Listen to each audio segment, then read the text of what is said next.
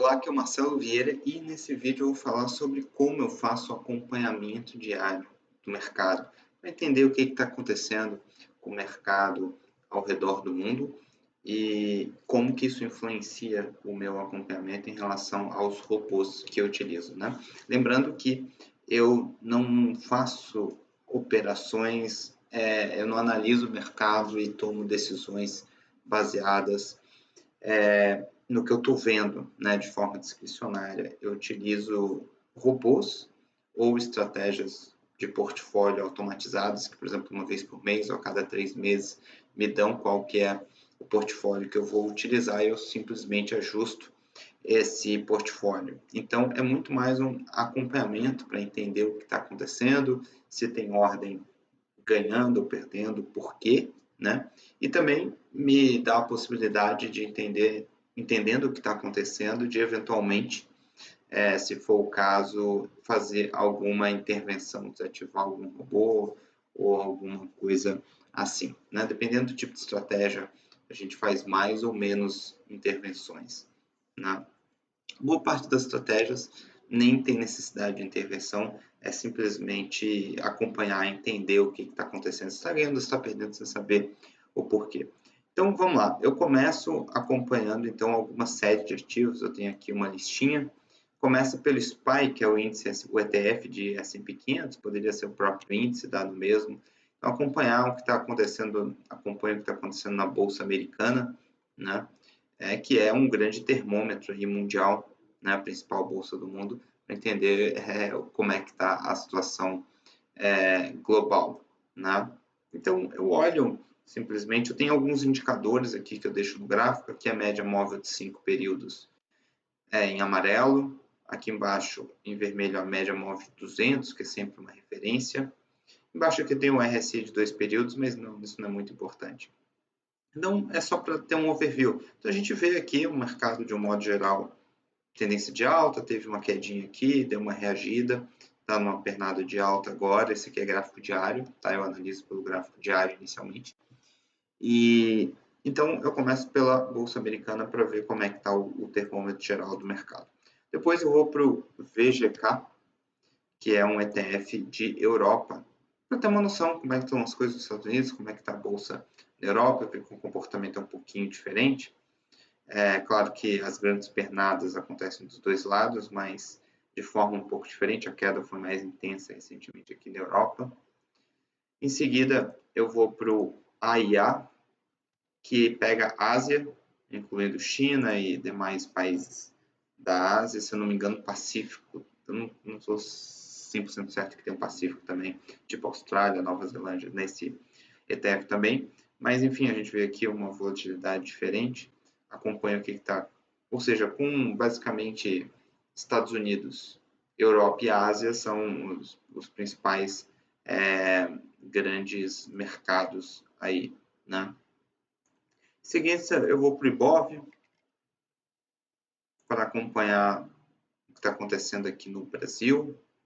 Até mais uma questão de curiosidade, né? Logicamente, o Brasil não tem tanta relevância a nível global, né? Depois eu vou comentar. Primeiro eu faço o overview geral dos principais ativos. Depois eu vou especificamente acompanhar as operações. Eu já vou mostrar isso que os robôs estão fazendo no momento, né? Então aqui é mais uma questão também de curiosidade. Claro que tem algumas estratégias tanto de robôs que operam em índice Bovespa quanto posicionamento em EWZ, né, de portfólio, que é o ETF de Brasil na Bolsa Americana, que daí o ETF cotado em dólar aqui na Bolsa Americana. Enfim, acaba que faz parte aí eventualmente do meu portfólio, né?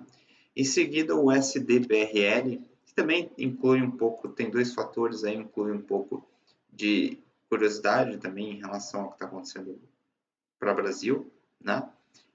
Envolve também aí para mim um pouco de parte de negócios, né? Eu moro no Panamá, tem parte da minha renda vem em real do Brasil, então tem essas oscilações. Mas em termos de mercado financeiro também a questão de que se há uma maior aversão ao risco de forma global, a tendência é que o dólar suba em relação à moeda de países emergentes. Então, se a gente usar, eu acabo usando aqui o SDBRL, mas se eu pegar o SDMXN, por exemplo, o dólar com o peso mexicano, a gente vai ver que quando há uma aversão ao risco, há uma disparada do dólar em relação aos países emergentes, então eu já aproveito para acompanhar isso para situações de risco. Né?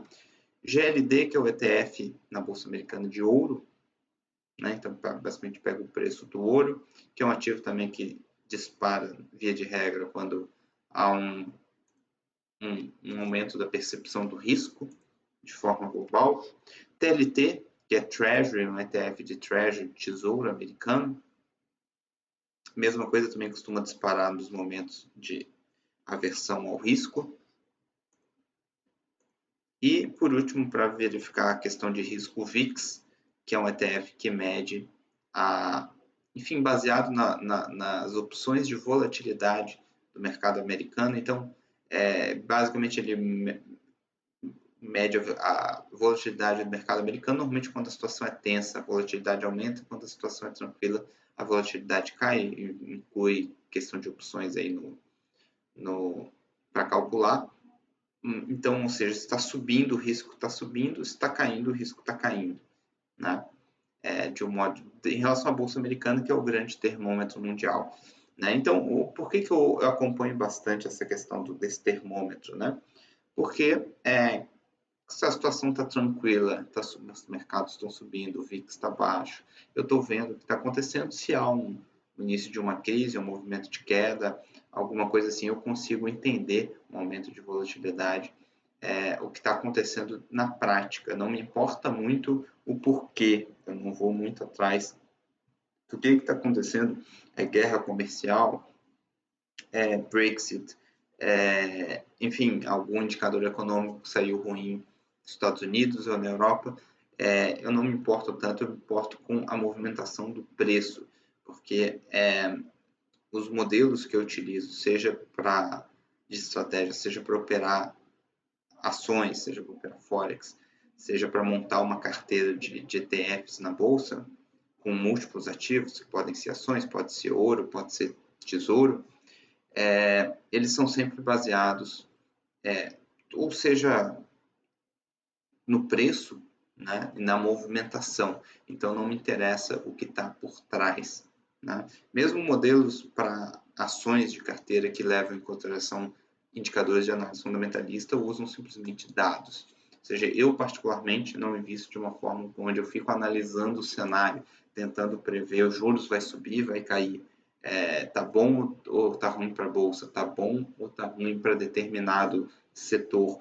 Nada disso me importa. Todas as minhas decisões, todos os meus investimentos são feitos de forma quantitativa, ou seja, tudo baseado em análise de dados e tomada de decisão baseado nisso, e não em, digamos assim, achismo ou análises do que pode acontecer eventualmente.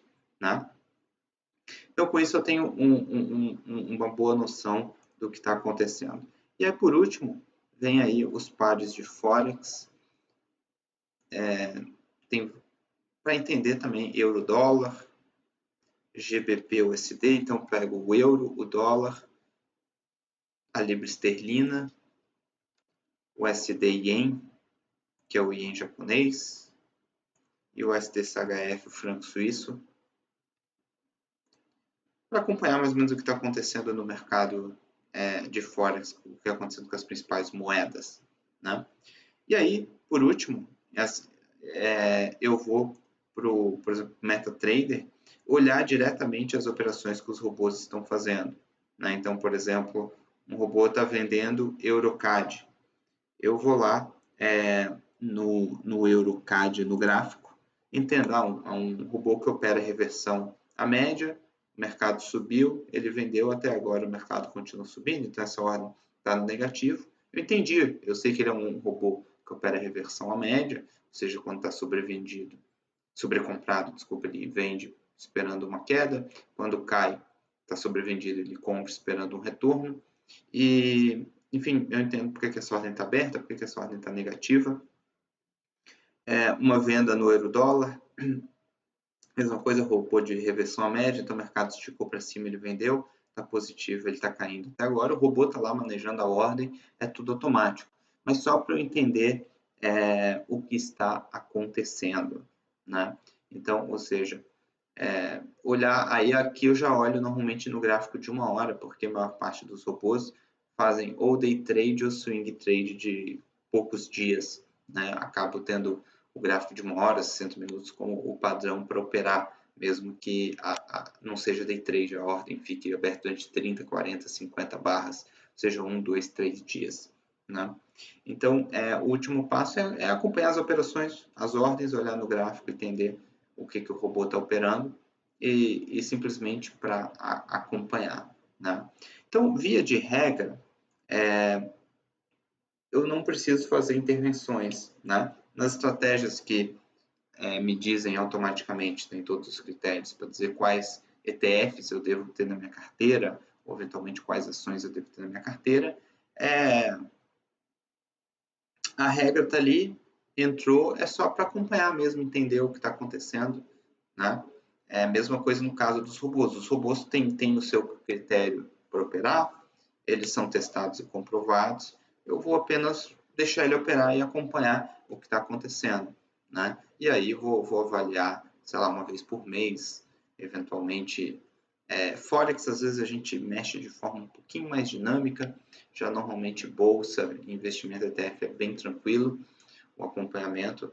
E, enfim, é mais entender o que está acontecendo e principalmente às vezes para Forex, por exemplo, tem muito desses robôs que fazem reversão no curto prazo e de repente num mercado muito volátil eles podem sofrer, ou seja, o mercado pode subir, ele vende esperando uma queda, o mercado continua subindo localmente. Se eu ver que está aqui o VIX está alto, está tendo alguma crise, porque eu vejo que o S&P está despencando, as bolsas estão despencando. Dependendo, se for uma coisa mais aguda, mais fora do normal, eu posso, por exemplo, temporariamente desativar os robôs e tudo, e deixar, por exemplo, só ativo robôs que se saem bem nesse ambiente de alta volatilidade até a situação se normalizar, né? No Forex, às vezes, tem um pouco mais muito day trade, tem muito dessas às vezes pequenos ajustes, assim, tem robô que se tu usar ele ao longo do tempo ele vai ganhar dinheiro, mas de repente se ele está numa fase ruim, se deixar de perder um pouco naquela época e reativar quando a situação voltar mais ao normal, tu pode ter um resultado ainda melhor, né? Então, ou seja, no Forex tem um pouco mais de intervenção, no resto é muito mais só para acompanhar e entender o que está acontecendo. Então é isso aí, nesse vídeo eu queria isso, compartilhar com você como eu acompanho o mercado diariamente, né? Como um investidor quantitativo acompanha o mercado sem ter que estar tomando decisão. Eu olho isso diariamente, se eventualmente algum dia estiver muito ocupado, estiver viajando, não poder olhar, não tem problema também, não há uma necessidade, é só mais uma curiosidade, eu gosto de acompanhar o mercado, entender como o mercado está se movimentando, entender como os robôs estão operando. É isso aí, tá legal? Então, se você gostou, não deixe de deixar aí seu comentário, fazer sua pergunta. É isso aí, um grande abraço e até a próxima.